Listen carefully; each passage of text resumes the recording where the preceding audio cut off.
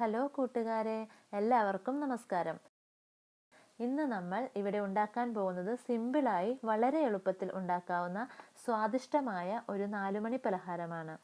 കുട്ടികൾക്കും മുതിർന്നവർക്കും ഒരുപോലെ ഇഷ്ടപ്പെടുന്ന ഈ പപ്പടവട അല്ലെങ്കിൽ പപ്പട ബോളി എങ്ങനെയാണ് ഉണ്ടാക്കുന്നതെന്ന് നമുക്ക് നോക്കാം. അതിനായി ഒരു ബൗളിലേക്ക് 1 കപ്പ് അരിപ്പൊടി എടുക്കുക.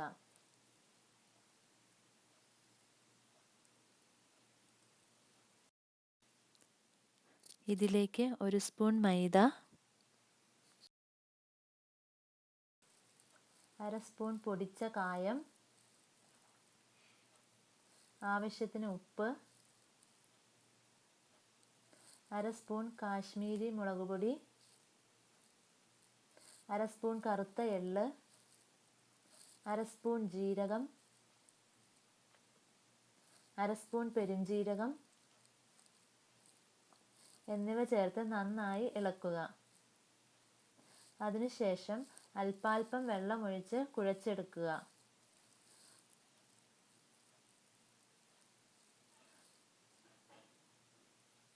ഓർക്കുക, വെള്ളം അധികമാകരുത്.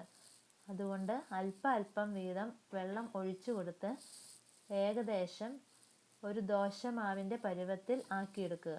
വെള്ളം കൂടിപ്പോയാൽ നമ്മുടെ പപ്പടത്തിൽ മാവ് പിടിച്ചിരിക്കത്തില്ല. അതുകൊണ്ട് വെള്ളം അധികമാകാതെ നോക്കണം. അടുത്തതായി നമുക്ക് പപ്പടം എടുക്കാം. ഈ പപ്പടം ഒരു 10-15 മിനിറ്റ് വെയിലത്ത് വെച്ച് ഒന്ന് നേരത്തെ തന്നെ ചൂടാക്കി വെക്കണം. ഇനി ഒരു പാത്രത്തിൽ കുറച്ച് എണ്ണ ഒഴിക്കുക. അത് വെളിച്ചെണ്ണ വേണമെന്ന് നിർബന്ധമൊന്നുമില്ല കേട്ടോ. സൺഫ്ലവർ ഓയിലോ ഒക്കെ ആയാലും കുഴപ്പമില്ല. ഈ എണ്ണ ഒരു മീഡിയം ചൂടാകട്ടെ. നമ്മുടെ പപ്പടം നേരത്തെ ഉണ്ടാക്കി വെച്ചിരിക്കുന്ന മാവിൽ 2 സൈഡും നന്നായി മുക്കിയെടുത്ത് ചൂടായിരിക്കുന്ന എണ്ണയിലേക്ക് ഇട്ട് കൊടുക്കുക.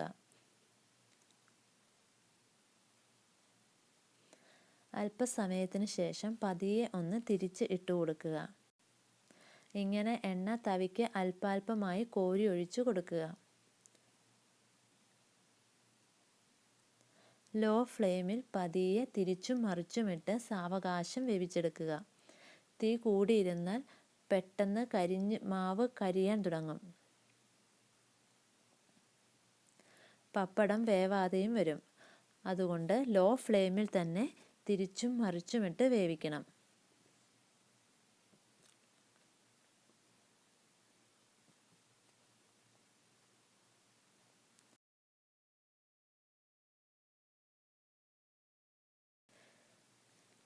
ഇപ്പോൾ ഒരു നല്ല കളറൊക്കെ ആയിട്ടുണ്ട്. പതിയെ കോരിയെടുത്ത് നമുക്ക് മാറ്റി വയ്ക്കാം. ഇങ്ങനെ തന്നെ വീണ്ടും അടുത്ത പപ്പടവും ഉണ്ടാക്കിയെടുക്കുക.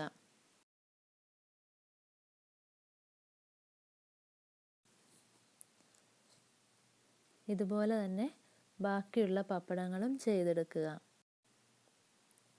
നമ്മളെടുത്ത 1 കപ്പ് അരിപ്പൊടി കൊണ്ടുള്ള മാവിൽ 10-12 ബോളി വരെ ഉണ്ടാക്കിയെടുക്കാം.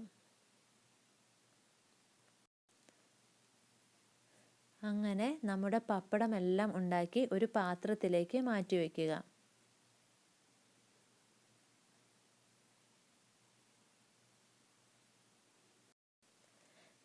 ഇതാ നമ്മുടെ സിമ്പിളായി ഉണ്ടാക്കാവുന്ന വളരെ ടേസ്റ്റിയായ നമ്മുടെ 4 മണി പലഹാരം റെഡിയായിരിക്കുകയാണ്.